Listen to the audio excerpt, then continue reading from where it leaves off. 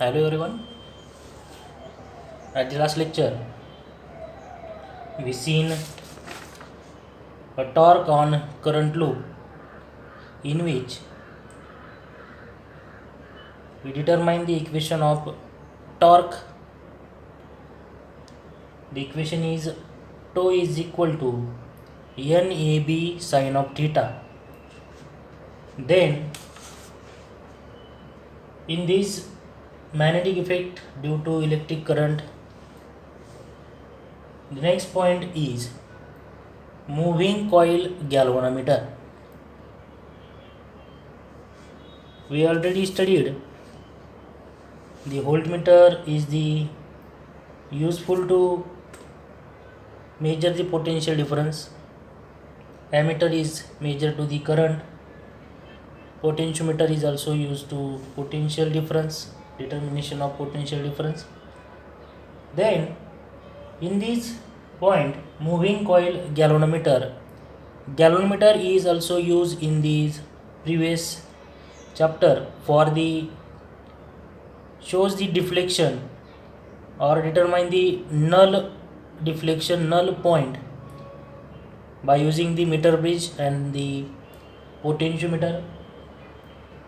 In this galvanometer or a moving coil galvanometer, it consists of a coil of several tons of wires which is suspended in such a way that it can freely rotate in its own axis. In this diagram, this is the cross sectional diagram of moving coil galvanometer. It has two magnetic pole, N pole and S pole, that is the magnetic field, and these coil, this rectangular coil is shown in this figure. This is the cross section of that moving coil galvanometer. This nth number of turns of coil, it consists of nth number of turns of coil. It has iron core in the middle and the number of turns of coil is mounted around that iron core suspension.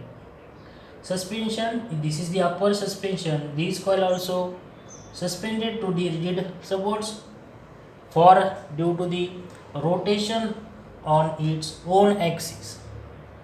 This rotation of own axis due to this magnetic field, it produces the torque. It has the mirror M.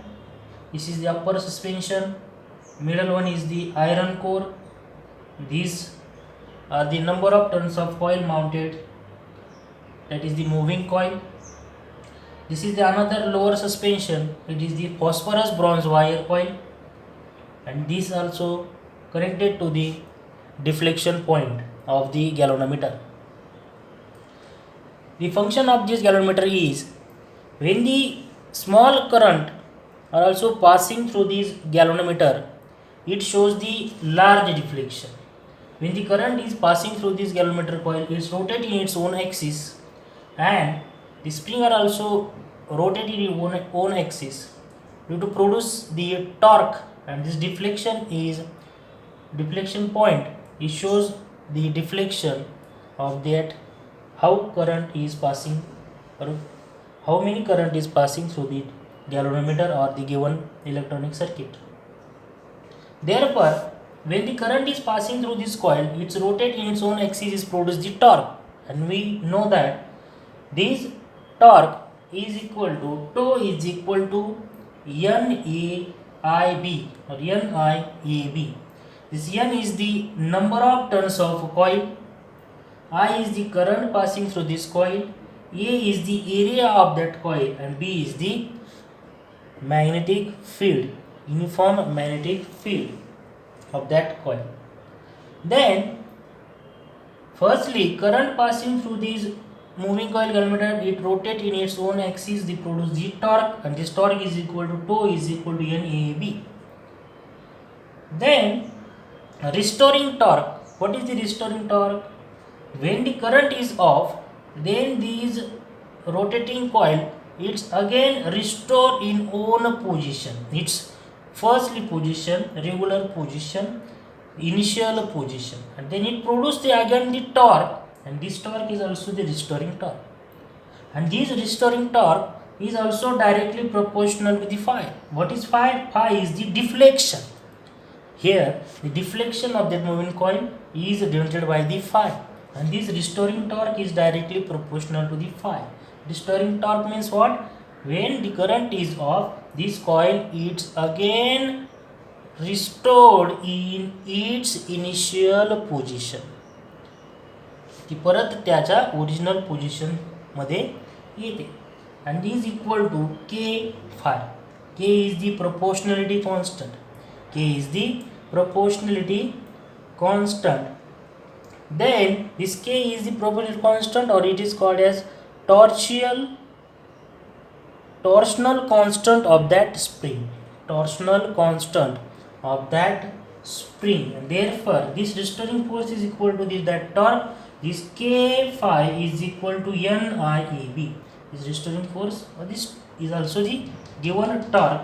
Therefore K phi is equal to the torque, that is NIAB. It is the our torque. Therefore from this equation we determine the equation of phi. Phi is the deflection. Phi is equal to this K is goes to the another side, we divide to that NIAB. Therefore NAB upon K, I is right outside from that bracket. This N is the number of turns of coil, A is the area, B is the magnetic field, K is the torsional constant of that spring. These all terms are constant, therefore I is right outside from that point. These all constant term, that is from this equation we write the phi is directly proportional to the I. Phi is the deflection of that moving coil galvanometer, and I is the current flowing through that galvanometer. Thus from this equation we said that the deflection phi is proportional to that current. That means current is passing through this moving coil galvanometer, it shows the deflection. Current is increases, deflection is increases also, or deflection increases when the current is also increases, or when the current is decreases of that moving coil galvanometer, the deflection of moving coil galvanometer is also decreases. This is the deflection of moving coil galvanometer, and this moving coil galvanometer is used to presence of the current through the given electronic circuit. When the current is passing through that given circuit or moving coil galvanometer, it shows the large deflection, and this deflection is equal to phi is equal to NAB upon K into R. This K is the torsional constant of that spring. The spring is used in this moving coil galvanometer is the phosphorus bronze wire. Phosphorus bronze wire. Then the next point is magnetic dipole moment. Magnetic dipole moment. At the previous lecture we determined the equation of torque. We know that tau is equal to NIAB sin of theta. NIAB sin of theta. But these current carrying coil can be described with the vector of mu bar. Mu vector. This current is described by the mu vector in the previous point of the torque on the current loop. Then n cap is the unit vector which is normal to the plane of that coil.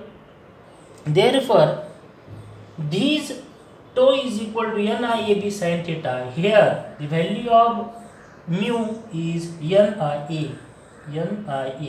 Therefore this mu, put this value in this equation. Therefore from this equation this NIA is also the value of mu. Therefore we write tau is equal to mu and the remaining parts b sin of theta. This sin of theta is the angle between the mu vector and the b vector. Mu vector and the b vector. Mu is the current carrying coil described with the vector mu vector, and B is the magnetic field or magnitude of this magnetic field also. Therefore we can write tau vector in vector form. Tau vector is equal to mu vector cross B vector. This theta is the angle between mu vector and the B vector. Therefore we write tau vector is equal to mu vector cross B vector. But in 11th standard we have learned about the torque on the electric dipole. Here we learn the torque about the magnetic field also. Here in 11th standard we learn the torque on the electric dipole also or electric field. Therefore tau vector is equal to P vector cross E vector. Here P vector is the electrical dipole moment. Electrical dipole moment, and here mu is the magnetic dipole moment due to the current. These two expression, tau bar is equal to mu vector cross B vector and tau vector is equal to P vector cross E vector. These are the analogous to the each other in the minimum and maximum magnetic potential energy of magnetic dipole mu vector in the magnetic field B vector. Then the next point is magnetic potential energy of a dipole. Magnetic potential energy of a dipole. A magnetic dipole freely suspended in a magnetic field possesses the magnetic potential energy because of its orientation in a field. A magnetic dipole freely suspended in the magnetic field. This magnetic dipole is freely suspended in the magnetic field. It possesses the magnetic potential energy. It possesses the magnetic potential energy because of its orientation in that field, and this magnetic potential energy we are determined in that point, magnetic potential energy of a dipole.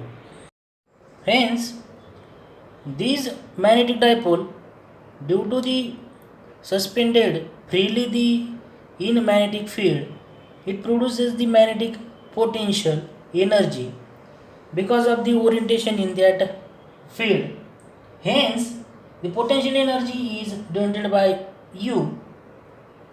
It has shown in the electrostatic chapter. Then this potential energy U of the electric dipole moment denoted by the P vector, and these are kept in the electric field E vector. Then the potential energy U is equal to minus P vector into E vector. This P vector is the electric dipole and E vector is the electric field, and U is the potential energy. Then in the previous point we determine the value of torque. These two equations which is analogous to each other. Tau is equal to P vector cross E vector and tau is equal to mu vector cross B vector. Therefore, this analogous magnetic potential energy of the magnetic dipole mu vector in B vector. This potential energy we are write in the magnetic dipole mu vector. It is also kept in the magnetic field B vector. Therefore, we write from this equation U is equal to, that is the potential energy for the magnetic field, is equal to minus mu vector dot B vector. This equation is already studied in at the electrostatics chapter. Potential energy is equal to P is the electric dipole and E is the electric field. Then in the magnetic field and magnetic dipole, mu vector is the magnetic dipole, that is, and for the electric field E, for the magnetic field B vector. This is the analogous to each other. This is for the electric field, this is for the magnetic field. Therefore, we are right is equal to mu B cos of theta. Mu B cos of theta minus mu B cos of theta. Theta is the angle between mu vector and B vector. Mu vector and the B vector. This is the mu vector is the magnetic dipole and B vector is the magnetic field also. Then where the theta is the angle between mu vector and the B vector, in this equation of potential energy we study the two cases. First case is if the theta is equal to 0. If the theta is equal to 0, then put this value of cos of theta, this theta is 0, then this equation u is equal to minus ub cos of the value of theta is 0 degree. We know that cos of 0 is equal to the 1, therefore we write minus ub cos of 0 1, therefore we write potential energy, magnetic potential energy u is equal to minus ub, and this potential energy is the minimum potential energy, because of in which in this figure u vector direction is upward and b vector is direction is upward, that means the same direction, therefore it is also mu vector and the b vector are parallel to the each other, then the potential energy, magnetic potential energy of dipole is the minimum potential energy, when these u vector and b vector are the parallel to the each other, then the minimum potential energy of that magnetic dipole in the magnetic field. Then the another case second is if theta is equal to 180 degree, put the value of theta is 180 degree, therefore u is equal to minus ub cos, and the value of theta is 180 degree, then cos 180 is the minus 1, cos 180 is the minus 1, this minus 1 and this minus is gets plus, therefore positive, therefore u is equal to ub, therefore ub, this value, this is the maximum potential energy, and when theta is equal to 180 degree, and theta 180 degree, that means u vector and the b vector is the anti-parallel to the each other. Here the direction of u vector is downward and direction of b vector is upward, that is it is the anti-parallel to the each other, that is the anti-parallel to the each other, this magnetic field, and the u, that is mu, is the magnetic dipole is anti-parallel to the each other, then it get the maximum potential energy. This is the magnetic potential energy of the dipole.